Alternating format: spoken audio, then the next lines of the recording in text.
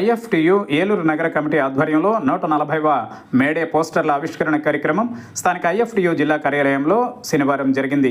ప్రపంచ కార్మిక దినోత్సవం మేడే పోరాట స్ఫూర్తితో కార్మిక వ్యతిరేక 4 లేబర్ కోడ్ల రద్దుకై ఉద్యమించాలని ఐఎఫ్టియు రాష్ట్ర సహాయ కార్యదర్శి యు వెంకటేశ్వరరావు పిలుపునిచ్చారు.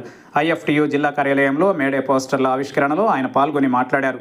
140 సంవత్సరాల క్రితం 8 గంటల పని దినం కోసం చికాగో అమరవీరులు రక్త తర్పణ గావించి ఉరికంబాలనెక్కి 8 గంటల పని దినాన్ని సాధించుకున్నారని ఆయన తెలిపారు.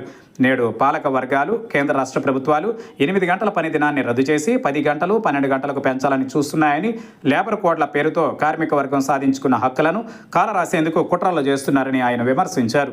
మేడే అమరవీరుల పోరాట స్ఫూర్తితో 4 లేబర్ కోడ్ల రద్దుకై ఉద్యమించాల్సిన అవసరం ఉందని ఆయన తెలిపారు.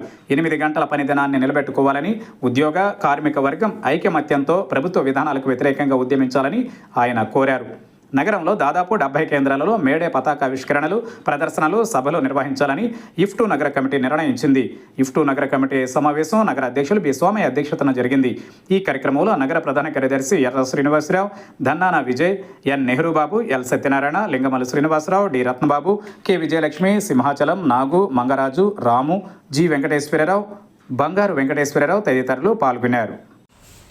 యు వెంకటేశ్వరరావు, ఐఎఫ్టియు రాష్ట్ర సహాయ కార్యదర్శి.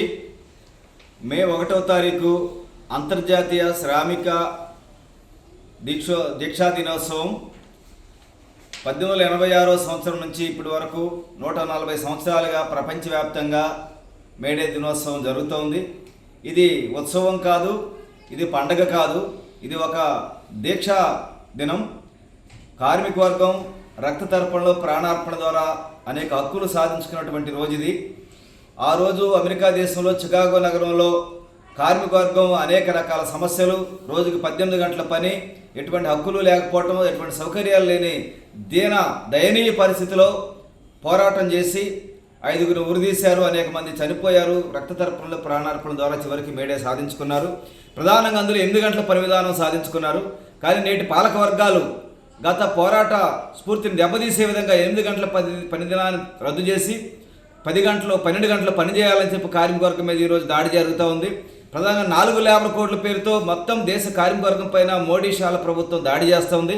అదే బాటలో రాష్ట్రంలో చంద్రబాబు కూటమి ప్రభుత్వం కూడా కార్మిక వర్గం పైన దాడి చేస్తూ అసెంబ్లీలో తీర్మానం కూడా చేశారు.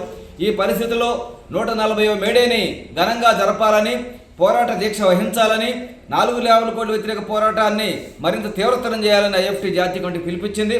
దాంట్లో భాగంగానే ఏలూరులో ఈరోజు జరిగిన సమావేశంలో నిర్ణయం జరిగింది. రేపు మే 1వ తారీఖున ఏలూరులో పెద్ద ఎత్తున జెండా ఆవిష్కరణలు, ర్యాలీలు, సభలు జరపాలని చెప్పని సమావేశం నిర్ణయించింది. ఈ కార్యక్రమాల్లో కార్మిక వర్గం అధిక సంఖ్యలో పాల్గొనాల్సిందిగా కోరుతున్నాం.